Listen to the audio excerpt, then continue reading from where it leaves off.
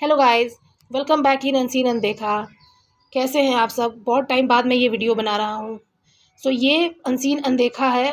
सबसे पहले तो ये अनसीन अनदेखा आई एम श्योर आप सब ने देखा होगा। जहाँ पे सिद्धार्थ बीमार हो जाता है ट्रांसपोर्ट टास्क के बाद। ये डे फर्स्ट की बात है जब टास्क ख़त्म हो जाता है, तो सिद्धार्थ जो है वो स्वीट लाइम के पास आता है। स्वीट लाइम, कांटा, भाऊ, तहसीन, ये सारे लोग खड़े होते हैं वहाँ पे। तो सिद्धार्थ बोलता है कि I need to sleep man.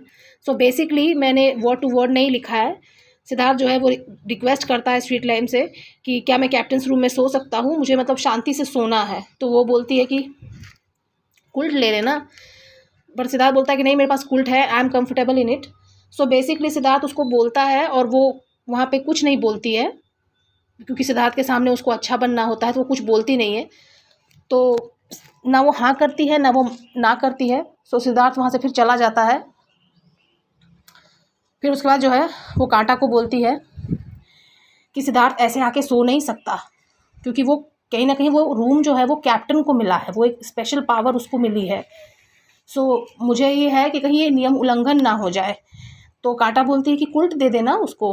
तो वो बोलती है हाँ कुल्ट दे दूँगी, कुल्ट में क्या है, बट मुझे ये डर है कि उल्लंघन ना हो जाए। फिर वो बिग बॉस को बोलती है कि मुझे बुलाओ, मेरा ऐसा है कि मैं नहीं चाहती कि कोई उल्लंघन हो जाए। ऐसे तो फिर कोई भी कल को कैप्टन बनेगा तो वो उसका बेस्ट फ्रेंड उसके साथ सो सकता है उसकी अनुमति के साथ। तो उसके बाद फिर कांटा बोलती है जा ना, क्लियर कर ले। तो वो वॉश एरिया में आती है और वो सिद्धार्थ को बोलती है कि मेरा ना बस ये कंसर्न है कि कहीं कोई नियम उल्लंघन ना हो जाए, बस मैंने इसीलिए बोला। एक ही चीज़ को वो बार बार बोल रही होती है। तो सिद्धार्थ बोलता है ओके ओके, मैंने कुछ बोला, मैंने कोई बात ही नहीं की। तो वो बोली नहीं, आप उसको अदरवाइज़ मत लो सिद्धार्थ। तो सिद्धार्थ जो है ना, वो जब वो बोलती है ऐसा, तो बोलता है कि ऐसा कहीं लिखा नहीं है। फिर वो बोलती है कि नहीं, मुझे ये डर है कि कहीं नियम उल्लंघन ना हो जाए। घूम फिर कर बात यही थी कि वो ये बोल भी रही है कि मुझे इस बात का डर है कि नियम उल्लंघन, अगर सपोज़ अगर नियम उल्लंघन हो जाए तो क्या होगा, ज़्यादा से ज़्यादा उसकी कैप्टनसी चली जाएगी। तो यही तो मुद्दा है। एक तरफ वो बोलती है कि नियम उल्लंघन ना हो जाए, दूसरी तरफ बोलती है मुझे कैप्टनसी का नहीं है। तो फिर प्रॉब्लम क्या है? ऐसा कुछ नहीं है, कैप्टन की परमिशन से आप वो चीज़ कर सकते हो। रही बात सोने की, तो वो बाहर भी आ सकती थी। ऐसा कुछ नहीं है कि वो वहीं सो सकती है। जैसे कि आप लास्ट में देखो, सिद्धार्थ शहनाज जो है ना, वो कैप्टन्स रूम में नहीं सोते हैं। जब शहबाज आता है तब शहबाज वहाँ सो जाता है और सिद्धार्थ और शहनाज जो है वो अपने उस बेड पे सोते हैं जहाँ वो रेगुलरली सोते हैं, वहीं पर वो सो जाते हैं। तो ऐसा कुछ नहीं है। बेसिक ये है कि कैप्टन की अनुमति के बगैर कोई चीज़ नहीं होनी चाहिए। प्रॉब्लम उस चीज़ से नहीं है, वो आरती का था। आई मीन वो स्वीट लाइम का डिसीजन था देना नहीं देना। पर ये जो पैथेटिक एक्सक्यूज़ दिया है ना इसने, ये बहुत गलत लगा। आपको कैप्टनसी भी है, आपको बेस्ट फ्रेंड की हेल्थ की भी है, और फिर आपको देना भी नहीं है, देना भी है। तो ये जो दिखाती है ना कि ये जो दुविधा है, ये कोई दुविधा थी ही नहीं। ऐसा कुछ होता ही नहीं। आपको सिंपल सी बात है, उस सामने वाले के हेल्थ की कोई चिंता नहीं है, आपको अपनी कैप्टनसी की चिंता है। आप घर की फर्स्ट कैप्टन बनी थी और आप ये नहीं चाहती थी कि किसी भी रीज़न से आपकी कैप्टनसी जाए। That's it. अगर आपकी कैप्टनसी चली भी जाती तो लोग आपको गलत थोड़ी बोलते, हमेशा लोग आपकी तारीफ़ ही करते कि चल इसने अपने दोस्त के हेल्थ के को इम्पोर्टेंस दी, अपनी कैप्टनसी को नहीं। बेसिकली ये सेल्फिश है। मुझे प्रॉब्लम इस बात से नहीं है, इसकी मर्ज़ी है, इसका गेम है। बट जब ये सबके सामने सीना ठोक के कहती है ना कि मैं खड़ी रही हूँ, तब मुझे बहुत गुस्सा आता है। ये कहीं भी खड़ी नहीं रही है। और हज़ारों जो ऐसे इंसिडेंट हुए हैं, उनमें से एक इंसिडेंट ये भी है कि इसने अपनी कैप्टनसी को इम्पोर्टेंस दी, ना कि सिद्धार्थ के हेल्थ को। कब खड़ी रही है ये? इसने जो ये नैरेटिव दिया है, कुछ दिन पहले भी मैंने देखा था एक पॉडकास्ट में ये बोल रही थी, तो मुझे बहुत गुस्सा आ रहा था कि ये क्यों बोल रही है सिद्धार्थ के बारे में। ये कभी भी कहीं भी खड़ी नहीं रही। ना वो जब वो डीबी जो वो स्नेक्स एंड लैडर में वो बात निकालती है, जो फराह खान जिसके लिए उसे डांटती है ना, वहाँ पे उसने उसका स्टैंड लिया। जब नागिन इतनी बुरी बात बोल जाती है स्नेक्स एंड लैडर में, जो सिद्धार्थ हार टास्क में भी बोलता है, इसने वहाँ भी स्टैंड नहीं लिया। इसने कहाँ स्टैंड लिया है सिद्धार्थ का? एक तरफ तो ये सिद्धार्थ की अच्छी फ्रेंड बनती है, और जैसे ही सिद्धार्थ बाहर जाता है उस रूम से या उस जगह से, बस उसके बाद उसके बारे वो बुराई करने लग जाती है। शादी टास्क में एक तरफ तो ये बोलती है कि सिद्धार्थ की गलती है, और जब सिद्धार्थ सामने होता है तो कहती है कि सिद्धार्थ ने हमारा साथ दिया है। चाय फाइट आप देख लो, कहाँ इसने स्टैंड लिया है भाई। चाय फाइट में ये पूरा टाइम विटामिन डी ले रही थी गार्डन बेड पे।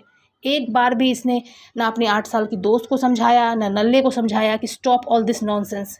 और जब वीकेंड का वार आया, ऐसे तो सिद्धार्थ की तबीयत ख़राब हो जाएगी। अच्छा तो पूरे टाइम आप सो रही थी?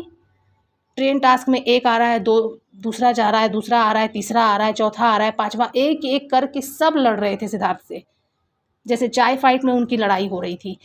कहाँ था इसका स्टैंड? इसने तो एक बार भी किसी को नहीं रोका कि भाई ऐसे मत लड़, ये सही नहीं है। तो इसको कभी भी सिद्धार्थ से कोई लेना देना रहा ही नहीं है। एक ऐसा पॉइंट बताओ जहाँ ये खड़ी रही है। वीकेंड पर ये इंडिपेंडेंट बन जाती है, इसको हमेशा से ही अपने मन की करनी होती है, करे, बट एटलीस्ट ये ना दिखाए कि सिद्धार्थ इसको रोकता टोकता है, आगे से कुछ पीछे से कुछ।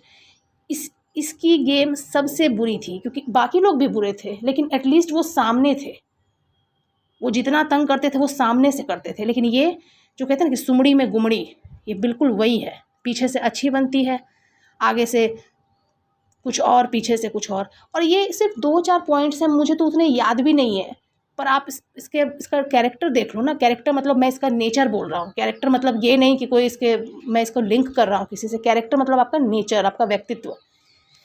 जब टॉय टास्क में वो बात होती है जहाँ वो किचन एरिया में वो बोलती है ना फ्लश्मी कि आप मुझे ये करने की कोशिश कर रहे हैं, तो वो बोलता है ना सिद्धार्थ, नहीं मैंने सिर्फ हाथ जोड़ा है। वहाँ भी इसका कोई स्टैंड नहीं था। जब सिद्धार्थ ने बाहर आके ये बात बोली तो तू शांत रहना बाबा, सब दिख रहा है। लेकिन जैसे ही सिद्धार्थ ने गेम से रिलेटेड कुछ बोला, उसका पॉइंट बना लिया उसकी रश्शू ने, तो जैसे ही बात आई कैरेक्टर पे कोई बोलेगा तो उसकी बैंड बजा दे रश्शू। लेकिन ये खुद शहनाज को कितनी बार उसके कैरेक्टर पर बोल चुकी है। मुझे तो सबसे अधिक हैरानी तब हुई जब स्पाइडर वीक में सलमान खान ने कहा कि आप सबसे सही जा रही हो। कौन सी आंखों से देख रहे हैं भाई आप लोग? हम लोग भी वही शो देख रहे हैं।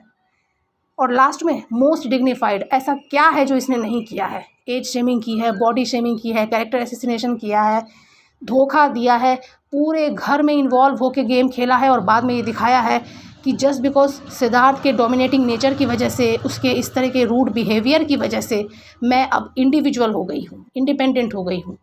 एक तरफ तो सिद्धार्थ का साथ देने का दावा करती है, दूसरी साइड जाके जोकर को कहती है उसकी प्लेट तोड़ दे।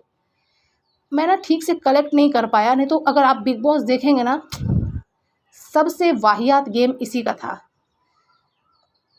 अगर कोई भी ये सोचता है कि ये सिद्धार्थ की दोस्त है या शहनाज की दोस्त है, तो आई एम सॉरी, ये कोई दोस्ती वोस्ती नहीं है। बाहर आने के बाद ऐसा नहीं कि वो सिर्फ गेम का हिस्सा था, बाहर आने के बाद इसने सिद्धार्थ को अग्रेसिव कहा, जबकि सिद्धार्थ की वजह से एक बारी भी इसको कहीं चोट नहीं लगी है। उल्टा ट्रेन टास्क में नल्ले की वजह से इसे चोट लगी थी।